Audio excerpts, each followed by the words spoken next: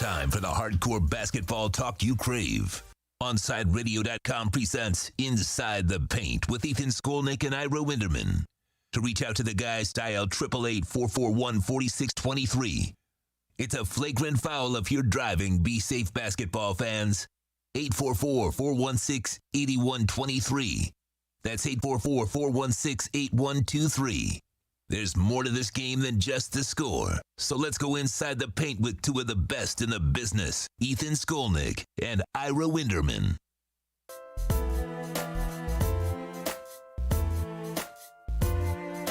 All right, welcome in the latest episode of Inside the Paint on OnSideRadio.com. Thanks to Kai for sliding over here for a second. I'm Ethan Skolnick. You can follow me at Ethan J. Skolnick, also at 5 Reasons Sports. I'm here with Ira Winderman. Hello, Twitchers. Hello, Twitchers. Where's the? I don't know where the camera is. There we go. There's the camera. Oh, it's in front of me. Look at that. All right, at 5 Reasons Sports or at Ethan J. Skolnick, Ira Winderman, at Ira Heatbeat. And nothing can ever go bad on Twitch, so I'm sure we're fine. Oh no, we're okay. I'm monitoring my vocabulary. All right, let's get right to where the Heat are. Later, we're going to talk about where the Heat go as the trade deadline approaches. Much different situation than when we were talking 2 weeks ago. Yes. Whether or not this team could get it together, if they could ever get healthy. They didn't even get totally healthy until last night. And then got unhealthy. Unhealthy again, and now we have to see where that goes because it doesn't seem like they can ever have their three top players on the floor. I don't even think they were on the floor together at all last night. It's interesting. I think the number was, 79 minutes this season, 10 games together for Goran Dragic, Bam Adebayo, and Jimmy Butler. I don't think they got many more last night, and I don't know if they're going to get any tonight based on Jimmy's ankle. Yeah, absolutely. So, obviously dealing with another injury here, but Jimmy will be back eventually. Does seem with Jimmy that there's going to be 3 ankle injuries a season. It's just part of the deal with him. But let's start with him and the way that he's played. You have witnessed some stretches here in Heat history of sort of dominant play where a guy puts the team on his back. I mean, 2 that come to mind for me first. I mean, there were a lot of these LeBron stretches, but the biggest LeBron stretch to me was the 27-game winning streak. Dwayne played 25 of those 27 games, and Dwayne played at a high level during that time, so there was help for sure. But LeBron's numbers during that 27-game winning streak were outrageous. Then the Dwayne Wade sort of stretch in the 08-09 season where it seemed like he was winning double overtime games by himself on a regular basis, playing with basically rookies, Chalmers and Beasley and Haslam, etc. And then I'm sure you could probably think back to some stretches in the late 90s where Tim or Zoe maybe had, couple of weeks. So not as much because, again, he had to get the ball. But Tim would have those moments with the look-down threes when he, start dropping 3, 4, 5, 6 in a game, Where does this, what Jimmy's as a two-way player yes, and what he's doing. Yes, thank you. Because while Dwayne was a steals and block shot guy, he was never a great one-on-one defender. That gets sort of skewed because people look at the stats and see, hey, this guy is getting a bunch of steals, a bunch of blocks. We know that steals and blocks sometimes can translate the other way, that they take your team out of it. If you get a chance to watch Jimmy Butler, especially if you're in person at the arena, what he is doing on the defensive end, so many of these elite scorers, LeBron included, will sort of save themselves on that end. They know they have X amount of energy in their 30s. They have to spend it on offense. Jimmy's defense is almost vicious at this point. He's almost sizing up the kid, kicking sand in his face, and stealing his lunch. I mean, that's the way he's playing defense right now. And I talked to my wife and my son about this, and I know it's blasphemy, and maybe I'll get blasphemed by you. Ethan, this is Dwayne Wade-like. What he is doing is Dwayne Wade-like on a couple of levels. Especially more than anything in the scoring and filling the box score is the attack mode he's in, of getting to the foul line, of slowing the game, of allowing the Heat to set their defense. Because one, when you convert at a high percentage like he is, your defense sets, we see the zone, we see the traps. When you get to the foul line, your defense gets to set after that also. So what Jimmy is doing on offense is also setting up the defense. So it's working 2 ways there. And then there's this discussion now, and I hate how we have to always do this, how we have to go from point A to point Z, and there's no place in between. And you know where I'm going with the Jimmy is MVP argument. And it's a fun thing to do. My greater argument or curiosity is this. First of all, I think unless you're the top 1 or 2 teams in your conference, you're generally not in that argument. I don't know if you should be. I don't think the Heat are rising to that level. I don't think they're passing the Nets. I don't think they're passing the 76ers. So you're going to have Harden. You're going to have Antetokounmpo. In the Western Conference, you're going to have LeBron. Here's the tough part for Jimmy. All NBA. Yeah. There are 6 forwards. They're position specific on those teams. The NBA does things for All-Star one way, for awards another way. So assuming LeBron and Giannis are first team, and I might be wrong, and we might be sort of grandfathering Giannis into this. Durant and Kawhi, too. To me, that's the next 2 I was going to say. To me, it seems Jimmy's battle will be for second-team All-NBA, depending if Kevin Durant ever plays again, depending on where Kawhi Leonard's Clippers wind up in the Western Conference. He's not beating out Kawhi. So I think the thing for Jimmy is he's got to make All-NBA. First, second, or third team, that's the debate. MVP is fun, and I guess, you know what, if you want to say, is he in the MVP debate? Yeah, if you're going to give me a top 10 or one of those ladders like NBA.com does, sure. But I think you got to be a little bit more realistic also about it. Well, and the other thing is a lot of it is dictated by injuries. Like Embiid looked like he was leading the conversation to a certain degree, and then he's out for a period of time. But if it's just a week or two, he's still right there. He can still get in, but there is no runaway this year, and I feel that that's part of the reason why he can get in that conversation. But again, remember, we talk about Dwayne in the 08-09 season. Look at the year that Dwayne had, and he didn't win. In fact, he finished third, did he not? So a product of the record. A product of the record. And if you're going to take a product of the non-record this year, I'm not so sure Damian Lillard isn't that guy. Right. Well, look, I don't think like I said, I don't think there is one guy this year, and I think some of that is a product of this weird season where guys are in and out. Sure. And it's been hard for a lot of teams to get rhythm.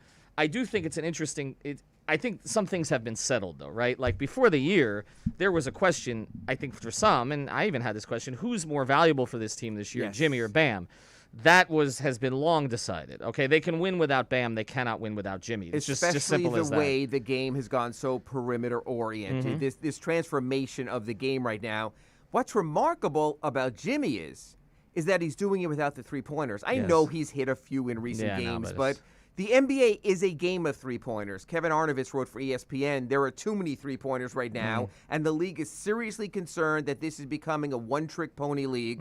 Come watch our product. The guys will hit a bunch of three-pointers, and that's it. And I think it does get, I don't want to say boring, but tedious with how the game is being played. On the nights that they're not going for a team, it's awful basketball. And we've seen that in Orlando, back and forth. You miss, I miss, you miss. It's because teams don't counter. They don't go to. I don't mind the 3-pointers, but okay, if it's not working, throw the ball. Run in the post at some point. Okay, do fluidity, something different. move the ball, showing the passing element of the game also. But my point about Jimmy is he's doing it without the threes, as Dwayne often did, which Dwayne did until the very end when we said he couldn't, and he just put it in all our faces, especially in that series against the Hornets. And then he regressed to the mean over time. Yes, right. because you are what you are. So yes, Jimmy Butler is the Miami Heat's MVP. That's unquestionable right now.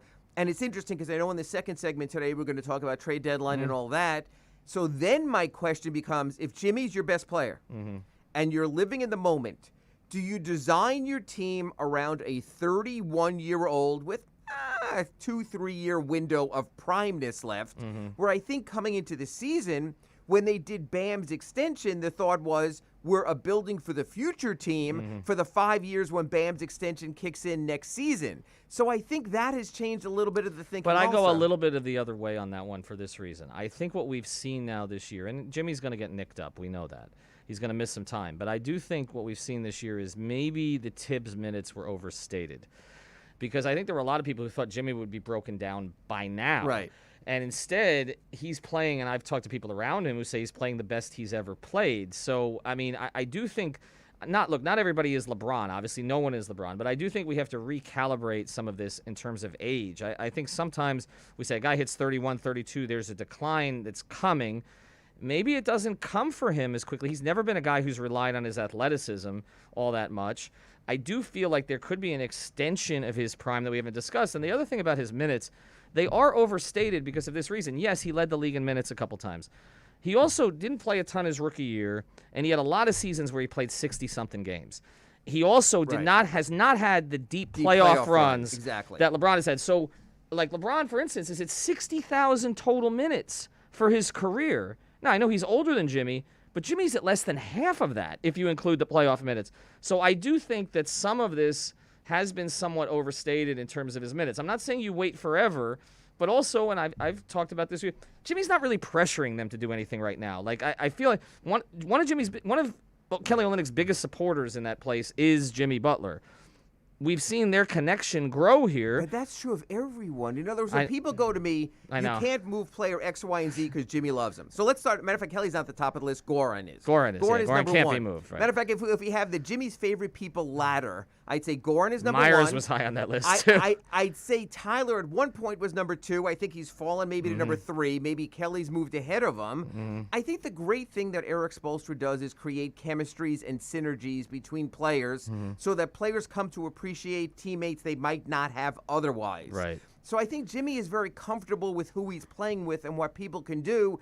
But we also know they also have these lust for other players. We know that he loves Kyle Lowry, for example. We know he loves others. Here's the interesting part, and again, I know we're bleeding into segment 2 when we come back later, is so do you bring in a total outsider who's not sort of part of the Jimmy food chain, like a Victor Oladipo? That's the name I was going to come up with. And sort of put Jimmy off. So Jimmy is not being I'm the general manager, I want to have a say in everything. Like Bron. He just doesn't have the time for that, the will for that. It's not his personality. He'll make it work with whomever as long as everything orbits around him, which is clear it has to. Right. But that's what I wonder also is like if they make a move now after going to the finals, after regaining this, like I put in my Ask Ira at sunsentinel.com today, are they going to, Ethan, be seduced into believing what they have now is good enough?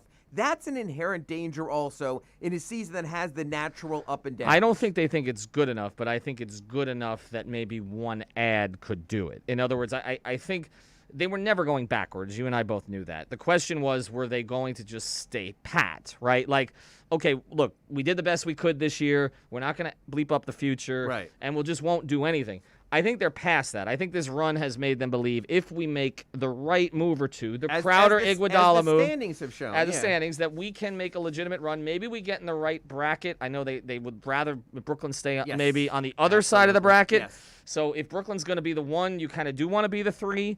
Let maybe Brooklyn deal with, I don't know, Philadelphia or somebody else like that in the next round. And maybe, you can even get a Brooklyn-Milwaukee matchup, in which case maybe Milwaukee has the 3 defenders. I mean, you look at it, you got Giannis on Durant. I mean, I'm not saying they beat them, but they're the team with a chance. You got Giannis on Durant, you got Drew Holiday on Kyrie, and you've got Middleton on Harden. So you can play both of them. Okay? Maybe you let them deal with it. I think they're at that point where they feel like if we add the right for a rotation piece that Eric can use at the end of games, so it doesn't always have to be Andre, we don't have to rely on Kelly, that's a positive. We're not going to focus a lot on this because second segment I want to get into this ideas of who those guys might be. Justice Winslow tonight. It feels like forever. Justice underwent one of the weirdest transformations with the Heat that I've seen, because when he came in, he was personified Heat culture. That was the way that he was portrayed. The Duke to Heat train. Duke guy, going to defend. Making commercials with Coach K. Yeah, right, okay. And even his first year, like, he was the guy who didn't go to Rising Stars, but he was contributing on a playoff team, right? And then it soured completely at the end. Where's your view of kind of where the Heat are with him? On Justice. It's one thing to become a star. It's another thing to want to be the star. In other words, evolve and it happens. Justice arrived from day one as if I'm going to be the man.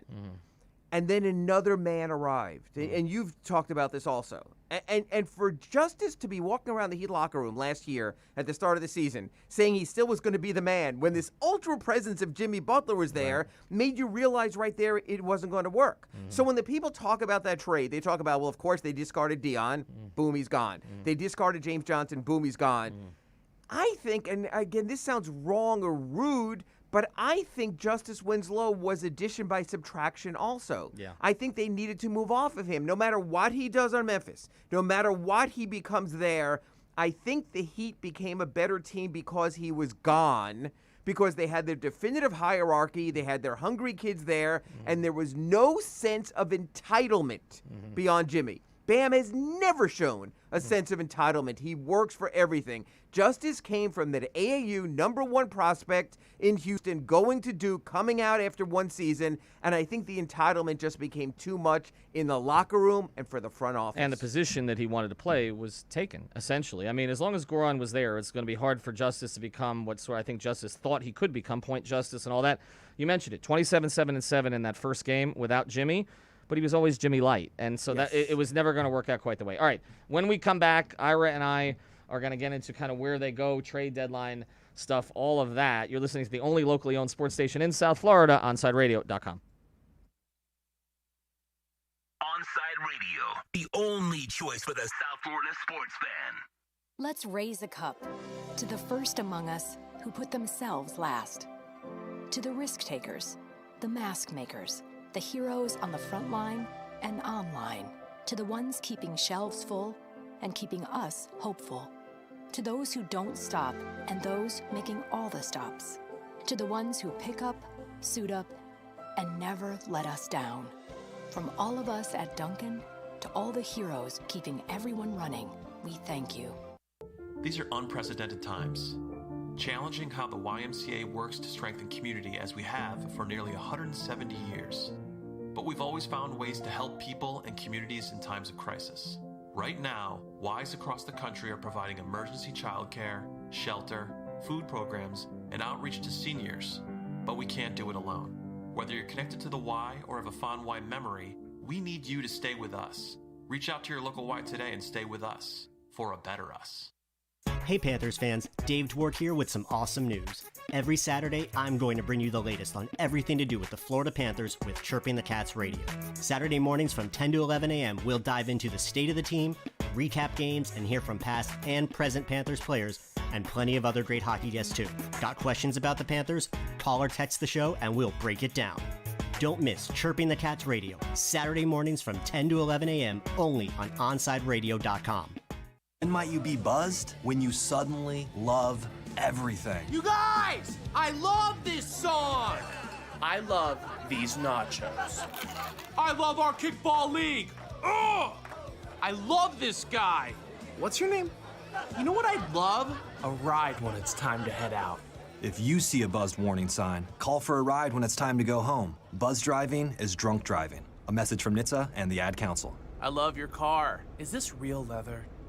Hey, it's Big O. You know, air quality in your home or business is so important now, folks. That's why you've got to call M&S Air Conditioning. Let them install high-efficiency polarized air filter in your AC unit that attracts, captures, and destroys biological contaminants to improve your air quality. M&S is always on call from 7:30 a.m. till 9 o'clock p.m. and, of course, emergency Sundays. Call for more info on high-efficiency air filters and their preventative maintenance plans. Visit M&S Air Conditioning at ac-florida.com.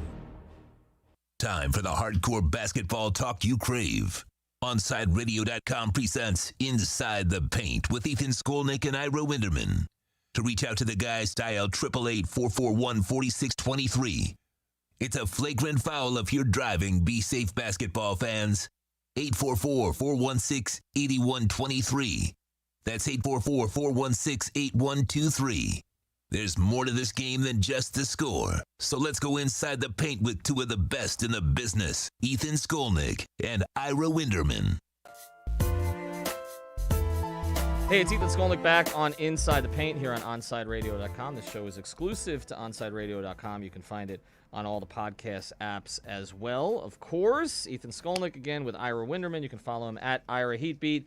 Talked a little about where the Heat are. Now, there's one thing about where the Heat are that does play into where they could go. And we've talked a little bit before about Kendrick Nunn and the way he was playing and how that would affect maybe his status with the team or his trade value.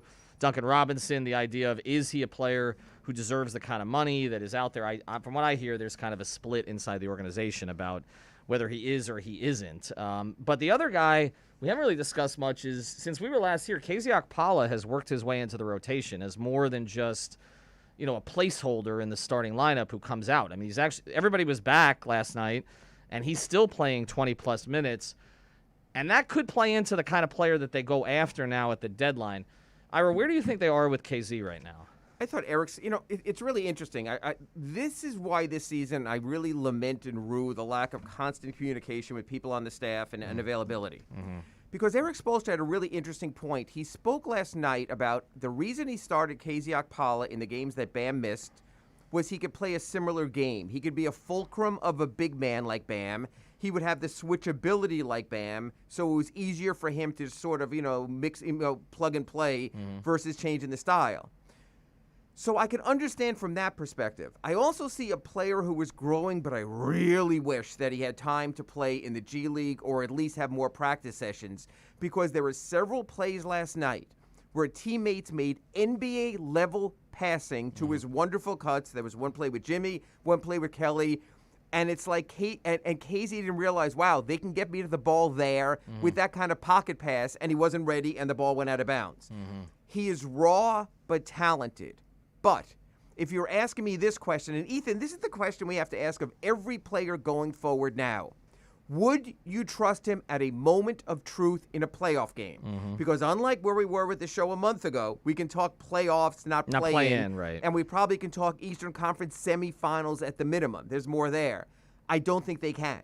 Because the plays I saw last night, where the offense was moving well, where he made the absolute right cut, and guys hit him with spectacular passes and he couldn't handle them, tells me this is why they're looking for another player at that position and that role. I will say this. When we were talking about trades for throwing guys, maybe for PJ Tucker, and we were saying, well, what can they entice him with? And we were saying last week, well, I guess you can give him KZ. I'm not so sure he's in that level of willingly discard him because he's not going anywhere kind of guy. I think there is a certain affection for him. I think there is a certain respect of what he can do. So he's not a throwaway player, but I don't think he's a playoff rotation player either. It reminds me a little when you talk about whether you can trust him in the playoffs of DJJ, of Derrick Jones Jr., there were moments during the regular season where he was very useful to them. But like you say, at the moment of truth, he was used sparingly, especially as the playoffs went on, to the point that people were asking, is he even available? Because Eric wouldn't use him. And there is a little bit of a similarity. And there is more of a track record with DJJ than there is with KZ. So I'll ask this before we get to this. Precious hasn't been playing lately. KZ has moved ahead of him. Has KZ moved ahead of him in terms of the players that they would want to keep in a potential? I don't think so. I think that's why I mentioned what Eric Spoelstra said about stylistically. Precious Achiuwa, we thought, matter of fact, you wrote this, I tweeted it, we're all the same. Remember how he kept saying early in the season, the Heat found Bam 2.0, Yeah, right? right. That had it, everyone missed on the next Bam. Well, they missed on the next Bam because he's so raw, because there's no polish to his game, which you probably should expect from a one and done. Right. It's the elite guys who can make that. I think Precious has much more of an upside for the future if you have the patience. This goes back to our first segment. Jimmy Butler, 31, Goran Dragic, 34, Andre Iguodala, 37. Are we in the patience game right now? Or are we in the, we've had this with Pat Riley before, screw the future, let's live in the moment. That's where I think they stand right now. I hope they're patient with Precious Achiuwa, because there's precious little in the power rotation. And if there is any thought of using cap space this summer, Kelly Olynyk is gone, and then you got nothing. But a lot of it does come down to whether or not there's going to be a willingness to play him with Bam. Because if you can't play him with Bam, then you're talking about maximum a 13-minute player who's never going to play down the stretch. Well, but I think there could be a little more either or than that. I think there'll be injury absence, things like that. But you're talking about an eighth man. That's what you're talking about. So if either of them, if you're saying, do you envision KZ Akpala or Precious Achiuwa as being an NBA starter right now? I do not for either. And I have no issue with a number 20 pick being a quality career reserve. That's often what you find at that draft slot. It is, but if you're going to invest a lot in a backup big, and you got like a Shaq Zoe situation where they can't play together, but you're getting Zoe minutes off the bench, that's one thing. But it's a little bit different for me if you're going to commit to a guy who can't play with your lead big. Let's get to the hard truths right now. So let me put you on the spot instead. PJ Tucker for Precious Achiuwa, do you do it? No.